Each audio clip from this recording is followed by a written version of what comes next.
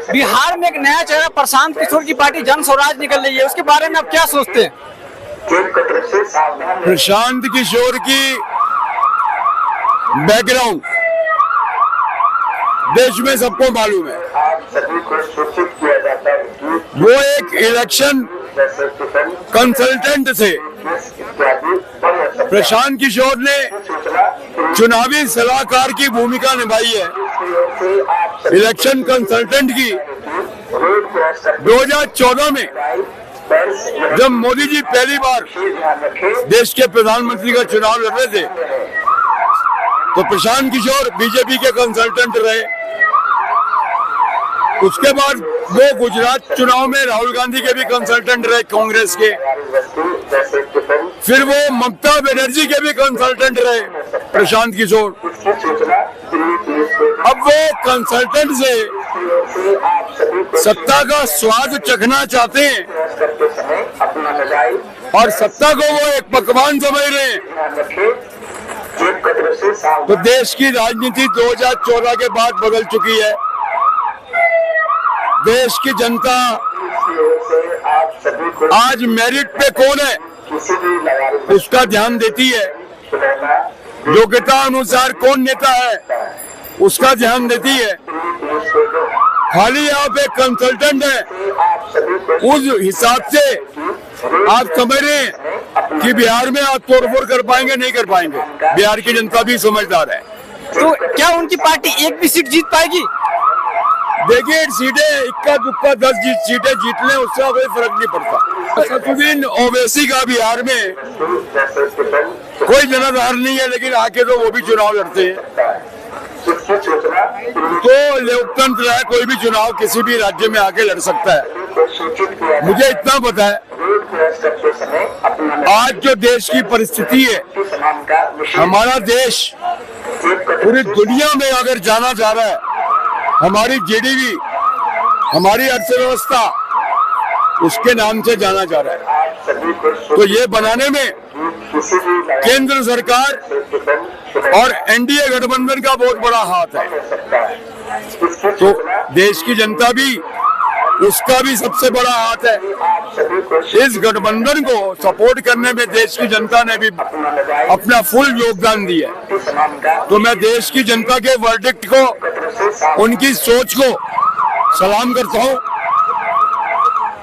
बिहार में आपको इस बार भी एनडीए गवर्नमेंट बनती नजर आई।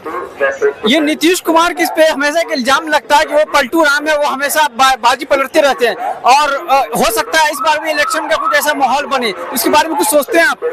देखिए, नीतीश कुमार ने अभी रिसेंटली 2 महीने के अंदर 3 बार बोल चुके हैं कि अब मैं किधर पलटी नहीं मानने वाला, जो एनडीए गठबंधन में ही रहूंगा। और एनडीए गठबंधन ने भी ये भी घोषणा की है, बीजेपी ने भी ये घोषणा की है कि बिहार का चुनाव हम नीतीश कुमार की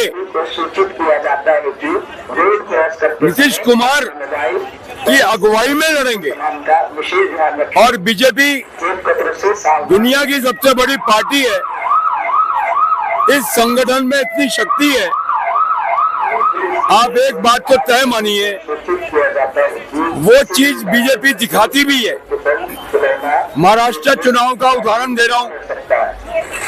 महाराष्ट्र में शिवसेना का 2 फाड़ हुआ, उद्धव ठाकरे गुट बना और शिंदे गुट बना। शिंदे मुख्यमंत्री रहे और देवेंद्र फडणवीस जैसे कद्दावर नेता, जिन्होंने खुशी हालांकि महाराष्ट्र में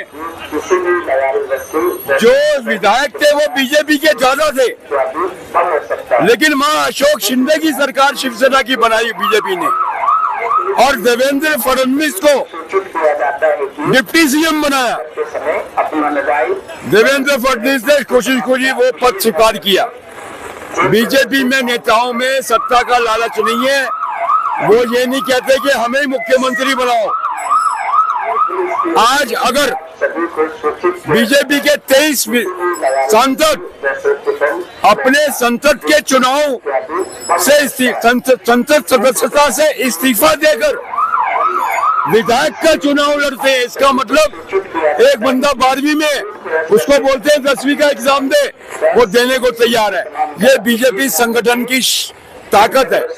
23 सांसदों ने अपने पद से इस्तीफा देके, जब 5 राज्यों में चुनाव हुए थे, जिसमें से बीजेपी ने 3 राज्यों में चुनाव जीता था, उस समय 23 सांसदों ने अपने पद से इस्तीफा देके विधायक का चुनाव लड़ा है।